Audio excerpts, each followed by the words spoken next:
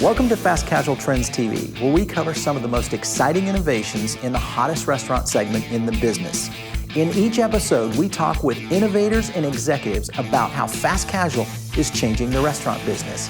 You're going to learn more right here on Fast Casual Trends TV.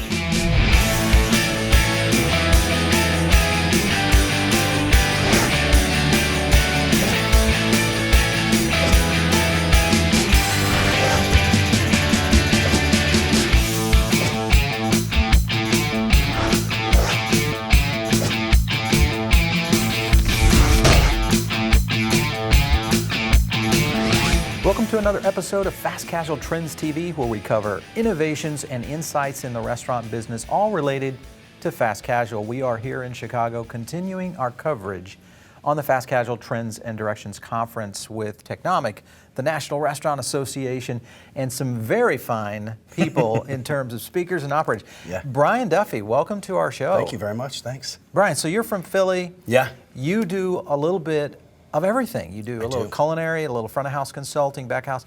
You know, let's get into fast casual topics. So This segment is blowing up. A lot of great brands are doing some really cool things.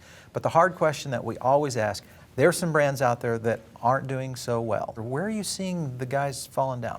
You know, I literally travel the country. Flew over 100,000 miles last year, from every major city to around the world to tiny, tiny little cities where I have a lot of clients, smaller operators, and so I have to eat in places. You know, before I get into the restaurant, they're not open yet. So I have to go out and eat in these tiny little places, especially these fast casual places. And the problem that I'm seeing is mainly coming in with service. I was in the airport the other day and I ordered the farmer's omelet at a very well-known chain.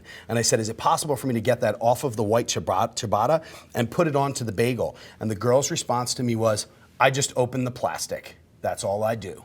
And that's really the main thing that I see, is that it's the employees that we're hiring, we're not educating them. We're not giving them enough responsibility or wherewithal to say, we can do that for you. Yeah. It may take me 20 seconds extra, but sure, we can do that for you. Would have created a lifelong guest with me. Yeah, you know, when we look at fast casual, labor has been one of the deciding factors in really great brands.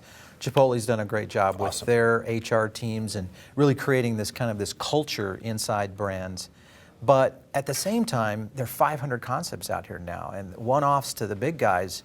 How do you see them competing for those kinds of people that can deliver that kind of experience? We need to offer more than just a job. We have to offer more than just a job, because with just a job, you're going to be there and you're only going to do really what is expected of you, which is to take an order, to drop a basket, to wrap something in plastic, to put it in a micro oven that's going to cook something 15 times faster than a conventional oven. We're not allowing people to go beyond that.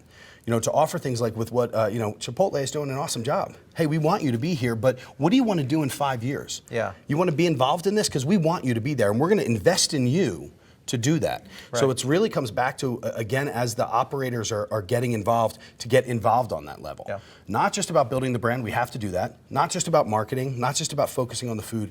Pay attention to our employees, because when you go into a spot like Chipotle and you stand there and they're smiling at you and they know where the product is from, they know what's in it. Are you sure, hey, Mr. Duffy, last time you were in here, you had the beans with that. Are you sure you don't want that? Right. It's about that, and that's what is not happening in a lot of the fast casual spots.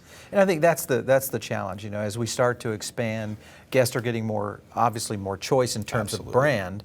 You know, there's just so many places now I can go eat a great fast casual meal. 5 years ago, that wasn't the case. No. When you look at trends moving forward, away from the service factor aspect, what about the energy of the brand itself, the ambiance? Where do you see things falling down there? I have clients right now, they have 15 restaurants from Chicago to Northern Kentucky. They have 3 of the same restaurant. That's it. Interesting. They have 15 restaurants. 12 of them are all individual concepts.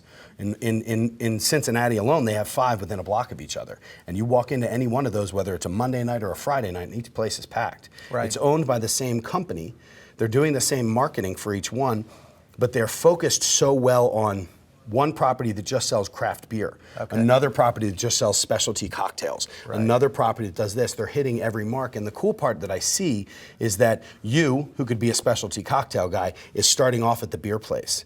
And then you're moving over to the wine place. You're moving over then into the whiskey, and then you're finishing up at your specialty cocktail place. And I love to see that. because they're an awesome group of guys that know what they want to do, and they're really hitting the mark on every single concept. Right. Instead of taking one and saying, we're going to focus on this and we're going to blow it up, and it's great, they can make a lot of money, but the guest, when they walk in, feels that energy of that one exclusive spot, even though they have 15 of them. Different concepts, but exclusive spots, each one in their own way. Absolutely. What's your take on the fine dining chef saying, you know what, I'm going to bring this menu down, I'm going to make it more approachable, it's a $15 check? It's a guy that I want to hang out with. All right. Absolutely. So it's a good trend. It is. I mean, it's amazing. Think about it right now, what we're doing. I mean, I went out to lunch today and had an awesome lunch. I walked up to a counter, I ordered my lunch, my girlfriend and I sat down. It was a $49 bill for the two of us, which is for a lunch is a high ticket item. But we sat down and every single thing from the appetizer to the service to the chopsticks, the way that they were wrapped, to watching the kitchen was an awesome experience. Right. And I love to watch that happen. I love to sit down and see that. And I love where food is going, where we're stepping out of that 3-hour dinner period. And now we're moving into that hour and a half. Awesome burger, great sides that are out of this world that you would never have before. Brussels sprouts and ramps and all this different stuff that's being put out there today. And I'm not just getting a burger and fries, I'm getting an experience while I'm eating. And I'm paying $15, $20 and having no problem with it. So. I love this. You know, Brian, it's fun to talk to you because I see the energy. I love what I do, man. This space is actually what a great space to be in for you and your company. Thanks so much for stopping in on this episode of Fast Casual Trends. My pleasure. TV. Thank you.